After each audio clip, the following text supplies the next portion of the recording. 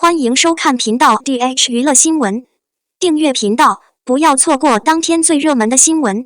我们今天的时事通讯涵盖以下内容：看了7集《沉香如屑》，发现演技不能比较，因为优劣之间一目了然。暑假档的古偶剧市场可是相当热闹，鹅厂的星汉灿烂将趣味宅斗和旧熟识爱情结合，剧情看点十足。赵露思更是和吴磊展现出了不俗的 CP 感，热度居高不下。待播剧里则是有鞠婧祎搭档郭俊辰出演的《花荣》，虽然是小成本制作，但从海报来看颇具质感，高颜值男女主引人期待。还有大 IP 巨制《玉骨遥》，集结顶流肖战和小花、任敏两大主演，更是有诸多大咖加盟，阵容相当强悍，共同上演虐恋情深的戏码也是一大亮点。而某酷的《沉香如屑》已经悄然上线，在完全空降的情况下，上线第2天就成平台第2，直逼位于第1的幸福到万家，数据已然是相当可观。剧情甜虐交织，前期男女主欢喜冤家的设定让人看得笑出声来，而诸多网友看后也给出了高分好评。但这7集开下来也能发现，演技是真的不能比，因为优劣之间一目了然。男女主实力不俗，戏骨惊喜颇多。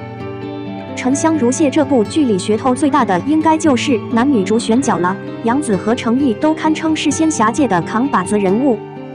先说程毅，从扮相上来说，和他出演《琉璃》的时候没有太大差别，不过有着演技的加持，程毅一点都没有给人出戏的感觉。他饰演的帝君身兼守护苍生的重任，不能为自己而活，眉宇间总是有着哀愁感，遇到女主动情的男主，神情却变得更加饱满了起来。近距离接触，双眼含情脉脉，堪称眼神拉丝，也不怪 CP 粉上头。好景不长，男主领军攻打魔界，不幸中了圈套，造成天庭死伤无数，重伤醒来以后双眼失明，即使不明确表示，也能让人得知他的眼睛出了问题。随后抓住侍从的衣服，眼神中带着狠厉和难以置信，虽然面部表情变化不大，但眼神戏确实相当到位。而女主杨紫也是待在了自己的舒适圈，她饰演的女主前妻算是个不谙世事的小仙子，为人欢脱爽朗，杨紫以细腻的表情变化轻松演绎。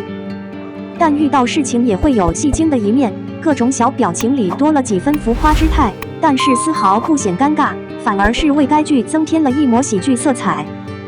女2号孟子义演技也是不错的，被他人讽刺以后，一个不注意跌倒在的回眸眼神里尽是愤怒和悲痛，也有着几分自卑的情绪环绕着他，眼圈泛红，充分地展现了角色情绪。饰演天帝的朱永腾出场就是气度不凡，位于上座但拿起手介绍他人，即便是简单的动作，也能透露出其周身气场强大，给人一种不怒自威的感觉。听说众人的阵亡消息后，天帝仍旧保持着冷静克制的态度，但眼神里已经有了浓重的惋惜感，稳住人设的基础上全是好人物心绪，果真是戏骨级演技。还有大型古偶剧必备的戏骨和中华，此次则是以白发造型出现，向女主询问棋局之谜，也是面露惊艳之色，细微的表情拿捏得恰到好处，一看就是演技不俗。外形和演技统统不在线，实在让人出戏。虽然上述几位演员都拿出了绝佳状态，可是也有人在对比之下演技显得单薄了起来，体现比较明显的就是男配张睿。张睿饰演的于墨其实在原著里是男主，虽然改成男2戏份少了，但绝对是个讨喜的角色，可是他一出场后刘海就让人吓了一跳，把人物该有的灵气都挡得特别严实，书里那些形容于墨好看的句子瞬间都被遗忘。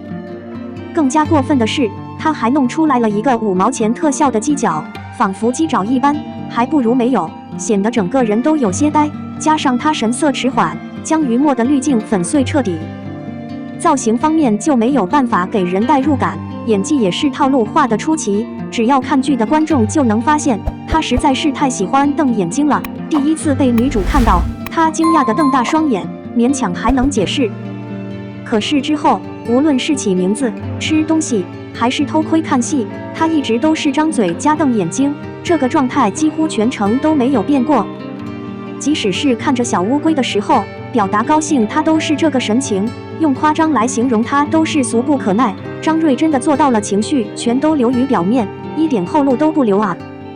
饰演女配银灯仙子的徐凯宁就更有意思了，她的面部轮廓特别收窄，却又窄得过分，大眼睛和尖鼻子有着明显的现代化特征，和古装根本就融不到一起。要说她是蛇精仙子还勉强可信，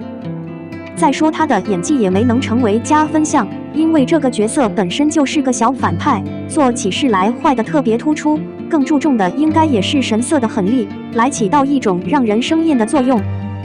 但是徐凯宁只是单纯地面无表情，并且将台词念了出来，眼神平淡的如同一汪死水。可是即使这样，也有不少人讨厌他，和可能就是选角的魅力了。总而言之，沉香如屑将人物塑造的还是非常丰满的，剧中的多位主角都将自己融入其中，呈现出了绝佳效果。但是张睿和徐凯宁可以说是自己都没有沉浸于戏里，何谈让观众有代入感，只能说演技仍需磨练，或许在后续的剧集里能够有些惊喜，大家也可以多期待一下。但你觉得谁的表演最合你意呢？我们的新闻部分文此结束，欢迎把你们的想法留在评论区，大家一起讨论一下。欢迎，也别忘了帮我点个赞加关注谢谢大家。